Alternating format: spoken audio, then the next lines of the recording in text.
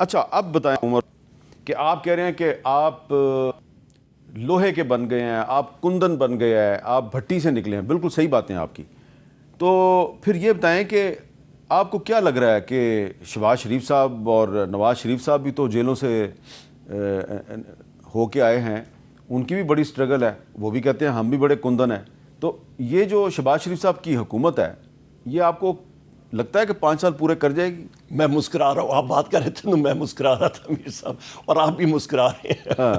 اس کی وجہ یہ ہے کہ ان کو ماشاءاللہ 5 سٹار جیل فیسلٹیز دی گئی تھی، اور وزیر اعظم عمران خان صاحب کا آپ نے خود دیکھ لیا. نمبر 1 یہ ایک پوائنٹ ہے ڈفرینسیشن کا. دوسرا پوائنٹ، ان کو وزٹرز، جس طرح میں نے آپ کو بتایا، کسی سے پوچھ لیں، وہاں پہ تو بوفے لنچ لگتا تھا، کھانے چل رہے ہوتے تھے، لوگ مل رہے ہوتے تھے. وہ کوٹ آتے تھے یہاں پہ تو پورے لوگ جو ہے وہ لائن میں قطار میں کھڑے ہو کے ان کا استقبال کر رہے ہوتے تھے. ہمارے لیے تو پولیس جو ہے وہ ڈنڈے لے کے، سوٹے لے کے ہمارا استقبال کرتی تھی ٹیئر گیس شیل سے. تیسری اہم بات یہ ہے میر صاحب کہ آپ اس گورنمنٹ کا بیرون ملک، یہاں پہ تو چھوڑے نا، بیرون ملک ایک آپ کا آئرن بردر ہے چین، وہاں پہ وزیر اعظم پاکستان، باقی چیزیں چھوڑیں، اس کو میں جو مرضی ادھر کہوں، وزیر اعظم پاکستان لینڈ کرتا ہے، ایک ڈیپیوٹی میئر ایک سٹی کا، ایک شہر کا، وہ ایک وزیر اعظم کو ریسیو کرتا ہے. ہماری کیا ویلیو ہے؟ مطلب آپ کے ملک کا، آپ جس ملک کو آپ آئرن بردر کہتے ہیں، اس کے وزیر اعظم کی ویلیو ان کو معلوم ہے کہ یہ ریپرزینٹ نہیں کرتا بیرون الاقوامی دنیا میں. ان کو معلوم ہو جاتا ہے، وہ بیوقوف لوگ نہیں ہیں، وہ بڑے عقل مند لوگ ہیں، بڑے سوفسٹیکیٹڈ لوگ ہیں، ان کو ویلیو پتہ ہوتی ہے. لیکن عمران خان صاحب جب جاتے تھے تو ان کو بھی جو چین کے پریزیڈنٹ یا پرائم منسٹر تو ایئرپورٹ پہ آ کے سب سے سینئر، میں خود ان کے ساتھ گیا ہوں چین، سب سے سینئر لوگ آ کے ان کو ریسیو کرتے تھے میر صاحب. اچھا، سب سے سینئر لوگ، منسٹر، سینئر لوگ. یہاں پر ڈیپیوٹی میئر، ہماری مطلب ہمارے ملک کی جو ہے وہ تذلیل اس طرح ہوتی ہے کہ آپ کا وزیر اعظم کی جو سٹیٹس ہے، یا اس کو وہ آئینہ دکھا دیا گیا ہے. اچھا اب وہ واپس آئیں گے چائنا سے تو بجٹ پیش کر رہے ہیں، تو بجٹ تو پاس بھی ہو جائے گا، تو حکومت بجٹ بھی پاس کروا لے گی، تو حکومت تو چل رہی ہے، تو آپ اس کا تو کچھ نہیں بگاڑ سکتے. میر صاحب اسی شو میں، اسی پینلز پہ آپ کے ساتھ، آپ کو یاد ہے کتنے بجٹ کے اوپر ہمارے ہوتے رہے ہیں. اچھا پاس بھی ہو جاتی ہے، سارا کچھ ہو جاتی ہے، پر مسئلہ یہ ہے میر صاحب، کئی سٹیٹسٹکس جو ہے میں آپ کو بتا دوں. سٹیٹسٹکس آپ کی شماریات یہ ہیں کہ حکومت پاکستان نے اپنا جو بجٹ میں لکھا ہوا تھا کہ جی ہم لوگ 18 ارب ڈالرز بین الاقوامی دنیا سے ریز کریں گے، اکنامک افیئر منسٹری کے فگرز ہیں، ابھی تک انہوں نے تقریباً اس کا 40% نہیں ریز کر سکے.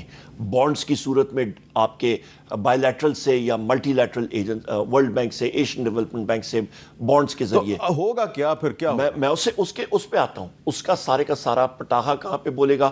یہ لوگ ابھی اسٹیٹ بینک کے ذریعے ٹی بلز فلوٹ کر رہے ہیں، بینکوں سے قرضے لے رہے ہیں.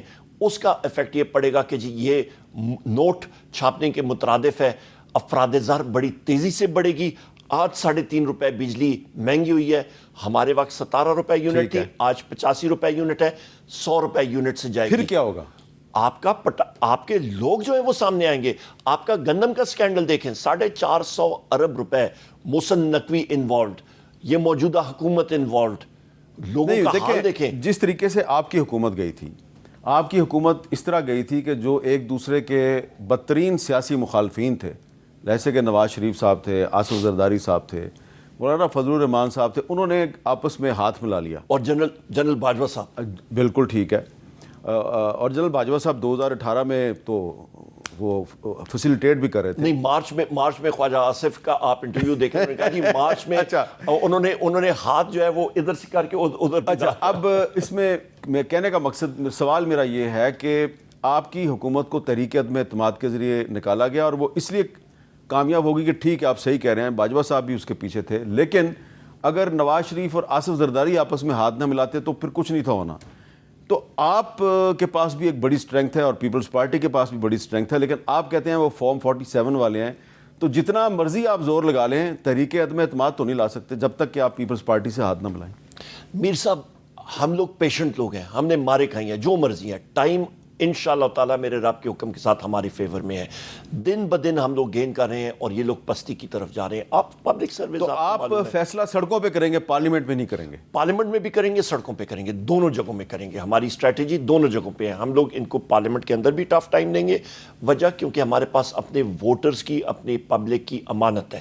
یہ امانت ہے اور ہم لوگ پارلیمنٹ کے اندر بھی کریں گے کیونکہ یہ ایک فورم ہے اور ہم لوگ اس کو اویل کریں گے، اور ہم لوگ سڑکوں بھی کریں گے. اچھا، میں آپ کو آخر میں بلاول بھٹو زرداری صاحب نے کل ایک پریس کانفرنس کیا، اس میں انہوں نے ایک بات کی اپنے انفارمیشن منسٹر شرجیل میمن کے بارے میں. ذرا سنیں وہ کیا کہہ رہے ہیں. مجھے اپنا پارٹی سے، اپنے کیبنٹ ممبرز سے ایک سستی محسوس کر رہا ہوں، اور جہاں تک انفارمیشن ہے، پاکستان کی عوام وفاق کے جو ایشوز ہے، جو ہائپر پارٹیزن نفرت کی سیاست ہے، وہ اس میں اتنا دلچسپی نہیں رکھتے. وہ چاہتے ہیں کہ اپنے مسائل کا حل. تو ہمارے انفارمیشن ڈپارٹمنٹ کو بھی ہمارے اپنے مسائل کا حل دینا چاہیے، نہ کہ یہ عمران کیا کر رہا ہے، نہیں کر رہا ہے، ہمیں کیا فرق پڑتا. ہم اپنا کام پہ دھیان دیں.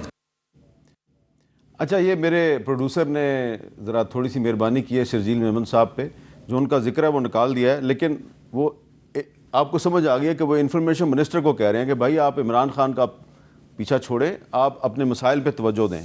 تو بلاول صاحب کی یہ پازیٹیو اپروچ نہیں؟ نہیں جی، دیکھیں بلاول زرداری بھٹو جو ہیں وہ آصف علی زرداری کے بیٹے بھی ہیں، اور ان کے جو وہ کہیں گے، ان کے والد صاحب کہیں گے وہی بات کریں گے. ان کا ٹون یا ٹینر کچھ اور ہے، ان کی لائن اور ویڈتھ وہ کچھ اور بات کرتے ہیں.